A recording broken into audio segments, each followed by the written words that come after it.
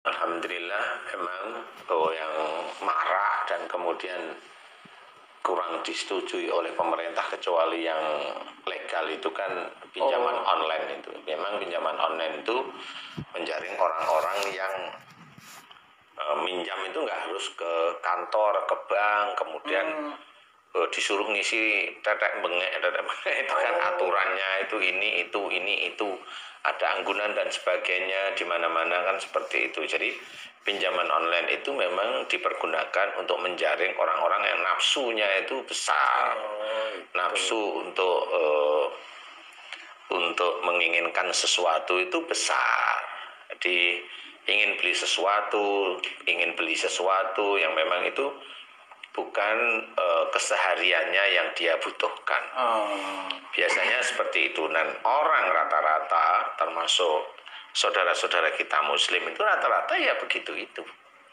Rata-rata nafsunya itu untuk menginginkan duit itu besar sekali, sehingga pinjaman online inilah salah satu cara menurut dia yang bisa membantu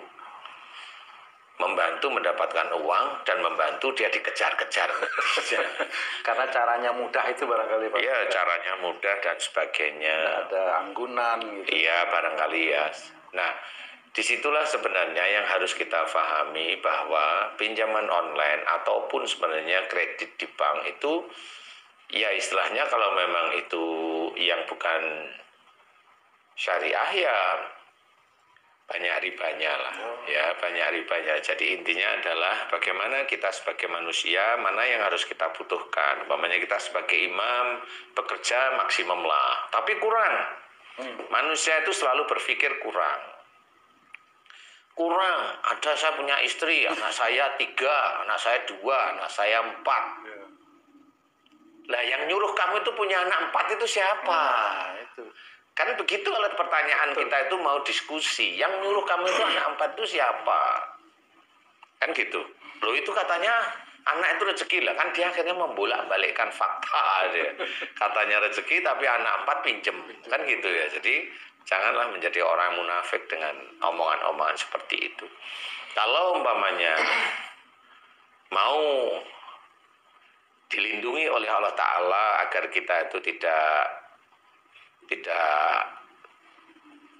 terjerumus ke dalam pinjaman atau pinjaman online, ya dekati Allah Ta'ala yang kita itu senantiasa banyak para pendakwah itu bercerita katanya Allah itu maha memberi rezeki, kan gitu ya. Dekatilah Allah dengan apa? Dengan perintah-perintah Allah. Ya, jangan hanya cuma baca ayat ini nanti rezekimu lancar. Enggak ada. Selama rezeki lancar kalau enggak ada ikhtiar enggak bisa. Ya, harus ada ikhtiar dan ikhtiarnya itu pun harus lurus. Ya, tidak bisa ikhtiar itu ngawur aja kan nggak bisa. Ya, nah kenapa kita harus dekat kepada Allah Ta'ala? Bukan berarti kita itu baru sholat kepada Allah Ta'ala tertib itu baru 2 bulan, 3 bulan, setengah tahun sudah minta kepada Allah Ta'ala itu rezeki itu ngalahin sama orang-orang yang ada di Forbes.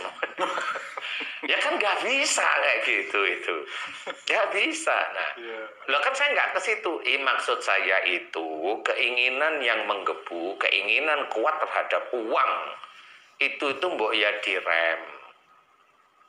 Bekerjalah dengan apa yang bisa punya ilmunya, kemudian bekerja dengan normal sesuai dengan kemampuannya. Kemudian yang ditingkatkan itu bukan ya boleh meningkatkan waktu, umpamanya paruh waktu malam itu dia bekerja sambilan boleh sebenarnya ya. Tetapi yang penting itu ada yang ditingkatkan itu adalah ibadahnya, amal-amal solehnya, ketaatannya pada Allah. Kan Allah kan selalu mengajarkan kepada kita dan Rasul pun mengajarkan kepada kita. Kita hidup di dunia itu yang kita cari harusnya akhirat. Tetapi kebanyakan kita-kita yang muslim ini malah diajari oleh orang-orangnya, mursyid-mursyidnya hidup itu untuk dunia. Contoh diajari untuk dunia. Kamu kalau ingin kaya baca ini, ya itu dunia apa akhirat? Kelihatannya sih bacanya itu akhirat. Enggak, itu malah ngajari kelihatannya itu akhirat tapi tujuannya dunia. Kebalik. Seperti itu. Nah, itu salah satu yang tidak disukai oleh Allah Ta'ala. Jadi kelihatannya kamu sholat tertib. Kalau ditanyain kenapa kamu sholat itu sampai gak bisa kerja biar rezekinya besar gitu lah. Sholat kok cari rezeki? Nggak bisa. Sholat itu ketaatan kita kepada Allah Ta'ala, menjalankan perintah-perintah. Kalau yang berhubungan dengan rezeki itu memang diceritakan oleh Allah Ta'ala. Wa fis sama'i rizqukum wa ma tu'adun. Di langit ada jalan rezekimu dan apa yang dijanjikan Allah kepadamu. Salah satunya lewat apa nih mendapatkan rezeki? Salah satunya adalah innahum kanu qabla dzalika musyinin. Ini ayat ini jelas sesungguhnya mereka di dunia selalu berbuat kebaikan. Nah, cobalah berbuat baik menurut syariat. Berbuat baik itu dipahami kepada siapa? Kalau kita sehari-hari ini, kita kan sehari-hari ada teman kerja, ada keluarga di rumah, kan gitu nih. Nah, mana berbuat baik? Ada kita itu sholat kepada Allah Ta'ala. Belajar yang benar, sholat yang benar, lurus seperti itu, khusyuk dan sebagainya. Berbuat baik kepada orang tua, istri, suami, anak, teman-teman, saudara. Lakukan aja perintah Allah itu. Kemudian kalau ada waktu luang, zikrullah nggak usah yang aneh-aneh. Istighfar boleh terus-terusan. Kemudian bertasbih boleh terus-terusan. Itu yang dianjurkan oleh Allah Ta'ala itu seperti itu. Nggak usah yang aneh-aneh. Nah, yang aneh-aneh ini yang otaknya kebelet, pingin punya uang besar, akhirnya nafsu itu tidak terbendung. Dia pinjem di sini gampang, dia pinjem. Nanti pinjem di pinjaman online yang lain, pinjem. Istrinya sih seneng-seneng aja dia begitu. Lah kalau udah dikejar-kejar sama debt kolektornya mau gimana? Kan gitu. Jadi nggak bisa kita itu memuaskan nafsu itu tidak boleh di dalam agama kita. Tapi nafsu itu harus dikendalikan. Cara mengendalikan adalah dekatkan diri kita kepada Allah Ta'ala dengan tulus, dengan ikhlas. Kemudian ada yang harus kita kuatkan. Kalau kita sudah niat, berazam, ya sudah, tawakal kepada Allah Ta'ala. Sehingga mudah-mudahan Allah itu melihat, oh ini orang ini bekerja, oh ini kerjaannya sekian dia dapat uang per bulan, tapi dia kok kerjaannya dia niatnya baik, dia nggak ngeluh, dia nggak ini terus. Dilihat istrinya juga baik, selalu mencoba untuk menyenangkan suami. Nah, Allah nanti suatu ketika orang yang seperti itu ditemukan dengan orang lain yang bisa menolong dia di titik rezekinya. Dia kenal dengan orang, ngobrol, kemudian entah dia itu menolong, entah dia membantu, orang itu senang, kemudian tanya, kamu kerja di mana? Kalau ada orang sudah mulai berani, dia itu bertanya, kamu kerja di mana? Orang itu biasanya punya pekerjaan yang jelas lebih bagus. Biasanya seperti itu. Nah, kalau sudah begitu, ya ngobrol biasa. Bisa nggak kamu ini? Ya nanti saya usahakan ya Pak, dengan baik. Bisa saya minta nomor HP-nya, kasih, nggak ada masalah. Kemudian dia mencoba bekerja di paruh waktu, dia bagi waktu. Nah, di titik itu dia 1 bulan, 2 bulan, dia merasa nyaman. Tempat yang lain dia pamit baik-baik menuju ke arah yang berikutnya dengan gaji yang menurut dia sudah cuma lumayan cukup. Itu kan cara Allah memberikan rezeki kan seperti itu. Bukan tiba-tiba baca ayat 1000 dinar umpamanya. Kemudian di amplopnya ada uang. Oh, itu sihir. Itu sihir itu. Bukan Allah ridho, itu sihir, itu yang masukin siluman, itu jin. Nah, itu nggak pernah dibahas seperti itu. Tapi orang Muslim seneng yang seperti itu.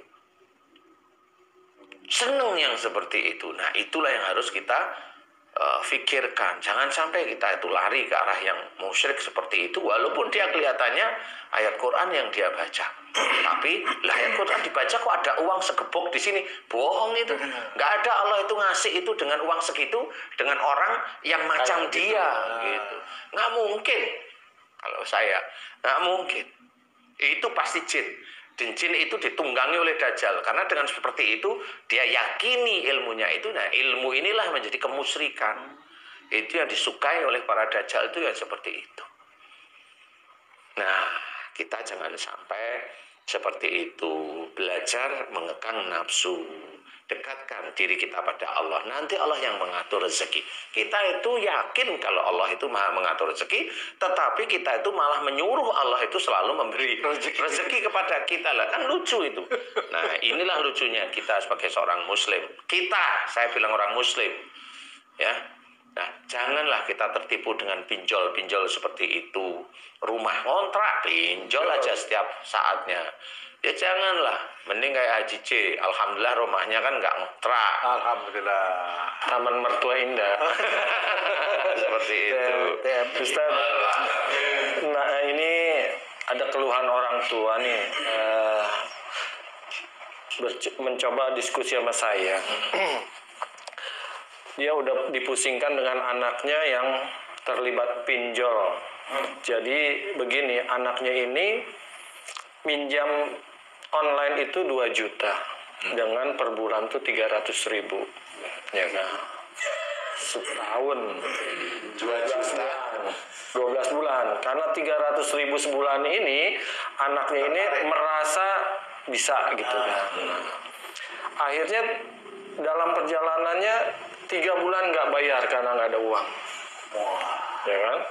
900.000. Anak ini mencoba cari solusi pinjam pinjol lain. 2 juta lagi. Gali lubang, tutup lubang itu. Mencoba nutup yang 900.000 ini. Tapi berikutnya harus bayar juga. Jadi ada 2 pinjol yang harus dia tanggung per bulannya. Begitu juga kejadian sama. Akhirnya dia tutupin lagi dengan pinjol lagi yang 5 jutaan. Terus sampai orang tuanya bilang sampai totalnya itu 80 juta. Dengan setiap bulannya itu ada 10 pinjol. Nah, orang tuanya ini diskusi sama saya, ini sebenarnya anak saya ini kesurupan pinjol atau apa gitu. Ada nggak hubungan antara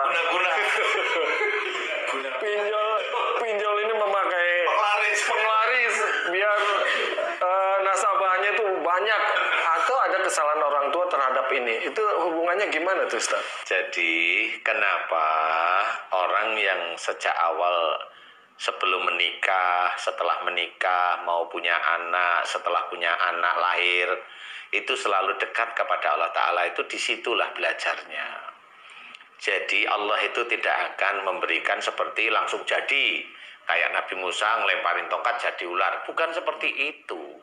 Allah sudah memperhitungkan sebelumnya. Ya. Nah, sama untuk menjadi orang, untuk menjadi si anak itu rajin pinjol, rajin mengorder pinjol. Itu dulu ya bagaimana dia di dalam kandungan, bagaimana orang tuanya. Saya tidak menyalahkan orang tua. Bagaimana orang tuanya dulu dalam mencari rezeki, ngotot enggak? Lihat rezeki itu ngeces enggak liurnya itu? Itu awalnya begitu. Nah, kalau sejak itu sudah mulai ngeces, kemudian dia itu terprovokasi dengan saya harus kaya, saya harus begini, saya harus begini. Padahal itu tidak diserahkan sama Allah Ta'ala, nggak tawakal. Di dalam bekerja itu nafsu terus untuk mempunyai uang, ya, bukan untuk pekerjaannya, malah untuk mempunyai uang. Nah, disitulah pada saat dia itu istrinya hamil, dia kan punya genetik pada waktu itu ingin punya uang banyak. Genetik itu dimasukkan oleh Allah Ta'ala. Wujudnya apa? Macam-macam. Bisa memang DNA asli karena sudah, tapi ingat ya, Allah itu menciptakan jin dan manusia. Jadi Allah itu pirantinya juga ada jin, ada juga malaikat. Nah, jin itu akan masuk ke dalam janin jika orang tuanya tersebut melakukan kesalahan keluar dari syariat. Kalau dia nafsu ingin punya harta yang besar tanpa ada Allahnya, selesai. Dia pasti akan menurunkan para jin itu pada janin di kandungan istrinya. Sama seperti itu. Kenapa orang yang emosional anaknya juga malah lebih emosional? Itu ya karena itu salah satunya. Yang orang bilang turunan. Iya, turunan lah. Jadi bukan cuma ilmu nasab aja, genetik nasab ya begitu.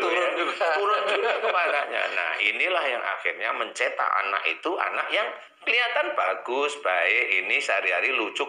Tapi gede kan nggak ngerti. Ya kan taunya itu kalau masuk surga itu hanya sholat.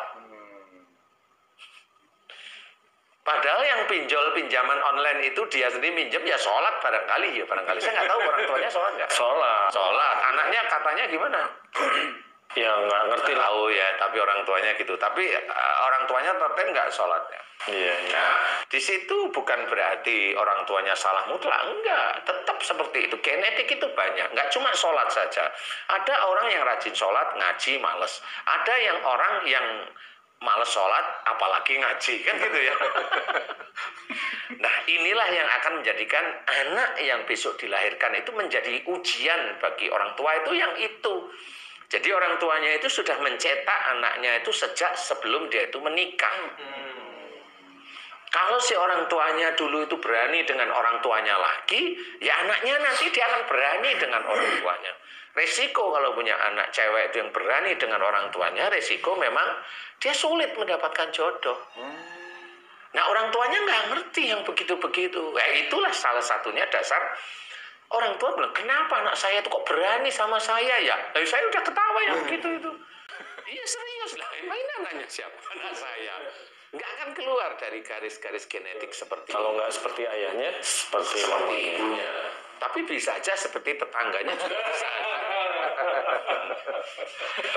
anak tetangga itu. Iya memang betul. Nah disitulah sebenarnya kesalahan itu memang ada si anak karena dia sudah akhir balik, tetapi karakternya tetap ada orang tua dan itunya. Jadi si anak ini juga sama. Dia pengen sekali untuk seneng umpamanya, pengen sekali untuk begini. Nah itulah karena nafsu. Bagaimana dulu orang tuanya itu untuk mengejar sesuatu itu ada nafsu, keinginan nafsu. Inilah yang menjadi ujian sehingga anaknya lahir yang hobinya minjam online. Nah itu ya kalau salah ya salah anaknya. Kalau agak salah orang tuanya juga. Kan urutan. Makanya ku anfusakum wa ahlikum naro itu bukan berarti orang itu harus mengajarkan dia agama. Enggak cuma itu. Dia mengajarkan agama itu paling apa sih? Sholat, baca Quran. Iya. Iya nggak sih? Puasa lah. Tambah apa lagi? Sunnah lah. Tambah apa lagi? Hormati orang tua. Nah, pada saat kita itu sebagai orang tua mau bilang hormati orang tuamu, tapi kita masih ingat dulu itu kita sama orang tua kita nggak hormati, kan lucu jadinya. Iya ya. Lah kan begitu. Coba kamu mau bilang sama gimana tuh? Hormati orang tuamu. Iya. Ya, gimana tuh? Kalau mama anakmu bilang mamanya, papa juga nggak ini sama nenek mamanya. Paling sering itu memang. Lah, terus kamu mau jawab apa gimana? Nah, kalau sekarang jawabannya, waduh maafin papa ya. Nah, itu Papa juga bagus, harus mohon ampun ya. sama nenek. Saya pernah Ustaz ketemu sama orang seperti itu. Dia berani sama orang tuanya, tapi dia menasihatin anaknya jangan berani sama dia. Saya bilang, kenapa bisa begitu? Iya, maksudnya ya jangan seperti saya gitu katanya. Sadar dia berarti ya. Berarti Ya, selama boleh. ini sadar Ya, orang-orang iya. itu. Tapi ya bukan orang-orang itu. Kamu jangan nggak boleh Kami, ya. Ya, kami kami. lah. Ya. Jadi intinya seperti itu.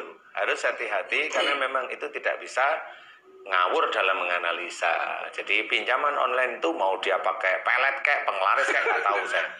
Tapi intinya itu menarik sih sebenarnya. Pak Ustadz, Ya. Pak Ustadz kan punya usaha tuh, usaha gede Insya Allah. juga kan. Ya. Pak Ustadz pakai pinjol gitu. Atau minjem uang di bank nggak? Kalau pinjol itu cuman menengah ke bawah, nggak menengah lah, bawah lah, kelas bawah. Kan nggak tahu kita Ji. Makanya ini kan usaha Gimana? kan punya usaha nih Pak Ustadz nih. Insya Allah. Dulu usahanya pakai pinjaman bank nggak sih Pak Ustadz? Aduh nih mohon maaf nih Pak Ustadz. Ya sudah nggak apa-apa. Ya ini belajar yang lain. Alhamdulillah memang alhamdulillah usaha saya memang tidak pinjam. Alhamdulillah diizinkan oleh Allah Ta'ala untuk tidak pinjam. Dapat dari mana Pak Ustadz? Warisan aja. Warisan apaan? Ya, warisan itu ada yang sudah dibagi, tapi kan berapa sih ya? Ya alhamdulillah sudah dibagi gitu loh. Tapi alhamdulillah ya nggak pinjam. Gimana Gitu. itu awal mulanya sampai usahanya bisa milik apa namanya itu besar seperti itu. Saat itu kan juga kita perlu belajar ya kira-kira ya, walaupun Iya. kita udah pensiun. Jadi memang jadi alhamdulillah memang sejak dulu kan saya diizinkan tahu bahwa yang memberi jalan rezeki itu Allah. Jadi dan banyak dari ayat-ayat Quran itu ya harus yakin bahwa Allah yang maha memberi rezeki. Kita hidup di dunia itu hanya mengerjakan di dunia yang niatnya harus lillahi ta'ala. Nah dari situlah insya Allah siapapun orangnya, khususnya yang muslim, dekatkan diri kita kepada Allah Ta'ala. Contoh umpamanya, saya dulu ijazah saya sipil, tapi sipil saya tuh nggak saya pakai. Kenapa nggak kerja di kontraktor, kan banyak juga bisa. Ya, karena di titik itu saya alhamdulillah dikasih petunjuk oleh Allah Ta'ala bahwa kerja di kontraktor kayaknya nggak cocok bagi saya. Nggak cocoknya di mana tuh Pak Ustaz? Saya terlalu pandai untuk kerja di kontraktor. Jadi saya tahu langsung gimana cara nyuri sesuatu di situ. Berarti Pak Ustadz nggak disenangi sama yang lain. Saya disuruh nyuri dulu, tapi saya nggak mau. Saya serahin aja sama yang lain. Saya nggak mau seperti itu. Akhirnya saya keluar. Nah, disitulah mulai saya berpikir, oh berarti dulu pada waktu saya kuliah kan nggak tahu kalau kerja di seperti itu nggak tahunya memang banyak lahan yang menjadikan kita tergiur untuk ngambil. Itu kan nafsu juga itu. Ya, karena kemudahan itu sebenarnya Pak Ustaz ya. Karena bukan kemudahan sih, Apa itu namanya? karena gigih dan tahu itu di depan kita gitu. Jadi iya gigih aja, gigih ini gitu ya. Nah di situ saya nggak bisa, akhirnya saya harus keluar. Saya tetap berdoa mohon diberi jalan agar diberi kemudahan untuk mendapatkan rezeki. Terus seperti itu. Nafsu apa yang Pak Ustadz kekang waktu itu Pak Ustadz? Nafsu apa Pak Ustadz? Ya, yang jelas itu untuk beribadah pada Allah Ta'ala harus. Kemudian kalau mamanya sudah diberi kepandaian oleh Allah Ta'ala, jangan keminter. Itu juga tetap tidak boleh. Keminter, sok tahu, Merasa pandai. banyak ngomong.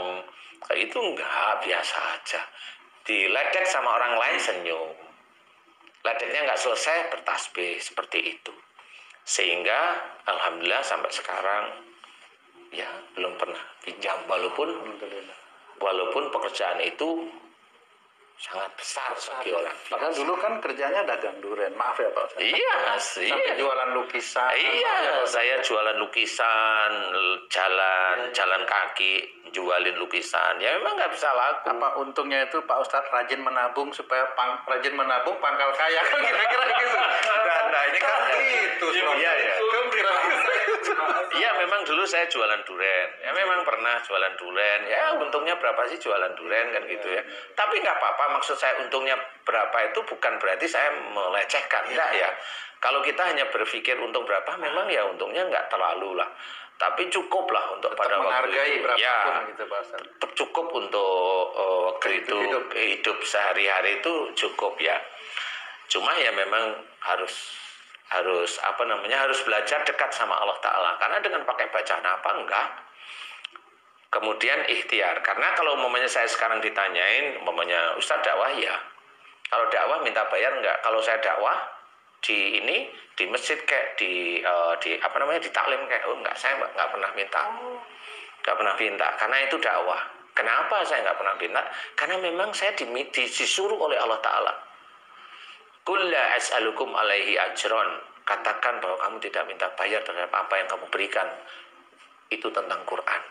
Makanya saya nggak mau. Berarti pendakwah seperti Pak Ustadz juga harus bekerja mencari Harus. Karena yang kita ambil adalah ayat yang lain. Faida qutiyatis sholatu fantasiru fil ard wabtagu min fadlillah. Jadi walaupun kita berdakwah, kita itu harus kerja. Jadi bertebaran itu bukan dakwahnya yang kemana-mana, bukan itu Pak Ustadz. Lah ini kan beda untuk mencari rizki Allah, untuk mencari fadilah Allah. Ini sebenarnya harus difikirkan. Jadi kalau memang teman-teman dakwah ya harus kerja. Harus kerja. Gitu. Dan uang hasil itu bukan untuk kita, banyak yang membantu. Ayo kita bantu. Walaupun tidak semuanya belum, tapi kita bantu terus lah. Setiap saat itu bantu. Itu harus ada di jalan Allah. Jadi nanti ditanyain, jangan cuma kita itu cerita di dakwah bahwa uang yang nanti itu akan menjadi yang akan menemani kita itu uang yang kita sedekahkan pada orang lain. Iya betul. Uang yang kita makan akan jadi kotoran. Betul. Uang yang kita tinggal akan jadi rebutan anak-anak. Iya betul. Warisan maksudnya. Apa yang mau kita cari sekarang? Nah disitulah sebenarnya harus dekat kepada Allah Ta'ala.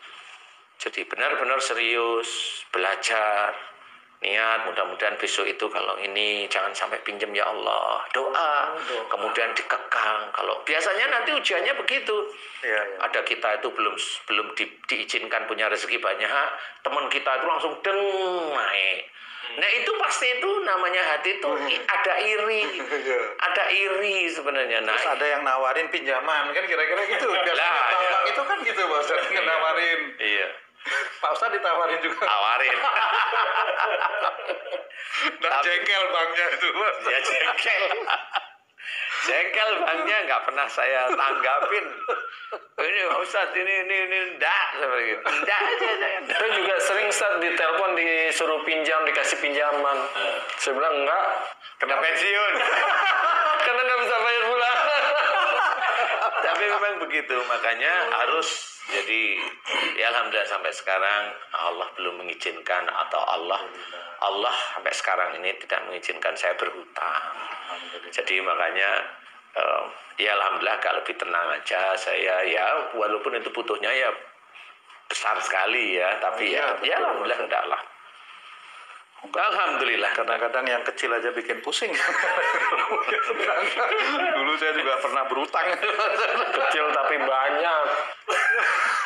Ya, makanya harus hati-hati. Kenapa dalam salah satu firman Allah itu diceritakan, kerjakan akhiratmu, dunia akan mengikuti. Nah itu sebenarnya. Jadi banyak orang muslim itu tahu ayat itu atau tidak tahu sama sekali. Yang tahu ayat itu malah mengerjakan, malah menyuruh baca surat ini, baca surat ini ayat sekian sampai sekian. Bukan begitu caranya. Ada yang mengartikan Ustaz, kerjakan akhiratmu, dunia ikut. Dia sholat terus nggak kerja. Ya kan sama. Padahal dalam Quran kan disuruh ikhtiar juga. Lah kan begitu. Banyak Kerjakan akhirat itu ada 6.000 lebih ayat. Aduh itu dah. Itu loh kuncinya, bukan sholat. Ya sholat itu diceritakan juga agar kita mengerjakan. Iya kan, bersedekah itu juga dianjurkan oleh Allah Ta'ala. Tetapi bukan itu aja. Nanti kalau mau dikasih kaya, pinjam dari pinjaman online, disedekahkan lah, habis ya. Udah nggak ikut menikmati, dikejar-kejar sama itunya. Nah ya nggak bisa seperti itu. Nah inilah yang harus kita waspadai. Jangan pinjaman demi pinjaman itu nafsu. Itulah setan yang mengkilik-kitik kita itu. Agar pinjam. Kadang-kadang setan itu lewat istri kita. Oh, bisa ya Pak? Oh, bisa. Bisa lewat anak nggak itu Pak? Bisa. Berarti semakin banyak anak, semakin banyak kira-kira Kilik-kilik setan. Iya, kan bisa. itu ya. Nah, cuma kalau memang kan beda nih. Ya. Kalau umpamanya istri itu butuh kan kita tanya untuk apa? Kan jelas tuh jawabannya. Untuk makan, Pak. Oh iya, sudah. Untuk apa? Untuk bikin rumah di sono lu kan itu kan beda ya. Atau udah 6 hari nggak ganti nih gitu. Jilbabnya. Iya, jadi setan itu mengkelitik kita itu lewat macam-macam dari segala arah. Jadi itu harus seperti itu. Saya aja kalau sampai di rumah itu mamanya, saya kan di Jakarta, di Jogja mamanya. Itu kan saya nggak tahu sama istri saya itu dibeliin ini beliin. Saya itu ngomong beli aja, Mbok yang masak di rumah. Anak saya yang nomor 1 bilang, Pak, ini baru hari ini loh Bapak datang itu bilang. Akhirnya ya sudah. Penghormatan, Iya, penghormatan. Iya. Tapi memang gitu, oh ya sudah. Biasanya sayur mulu Pak. Oh ya sudah, ya sudah. Ya boleh, ya boleh. Jadi itulah yang harus kita kerjakan. Keinginan punya uang banyak itu nafsu, itu harus kita tekan. Jangan, kita juga harus melihat apa yang harus kita kerjakan. Bukan persoalan ikhtiar dunianya, tapi yang kita kerjakan kepada Allah. Itu kuncinya.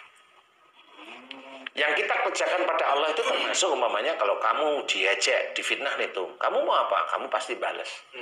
Kalau enggak jengkel aja, kan gitu. Manusia. Nah, kalau bisa pada waktu kamu difitnah, kamu dijelek-jelekin di ini, bertasbihlah pada Allah. Itu yang kamu kerjain kepada Allah pada saat kamu itu difitnah. Padahal itu sendiri berbuat baik.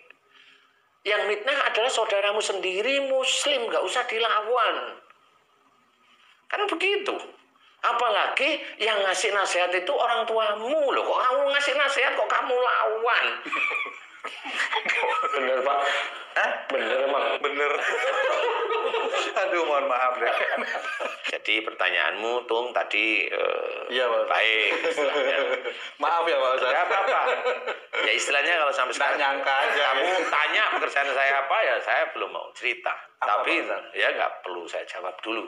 Ya besok aja. Nanti 2 tahun lagi udah bahaya Pak. 2 tahun lagi nih. Iya kan? Bisa loh. Jadi intinya harus belajar beneran, jangan sampai kita itu terprovokasi dengan pinjaman online karena nafsu kita itu seperti itu.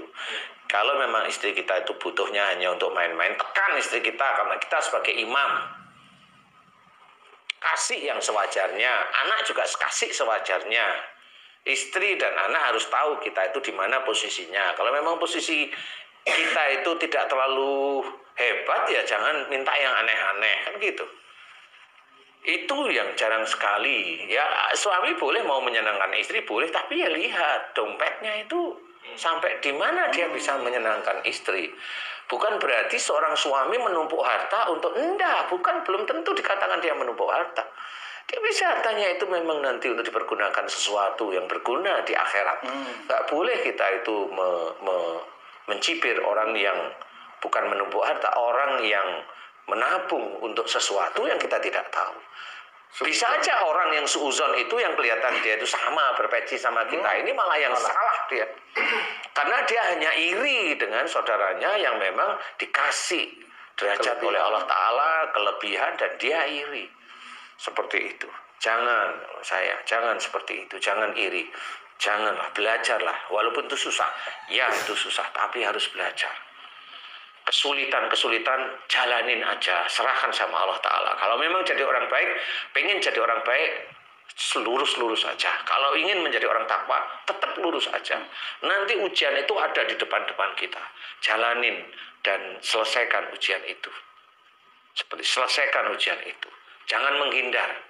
Selesaikan ujian itu. Wah ini kayaknya nggak enak. Telan nggak enak itu.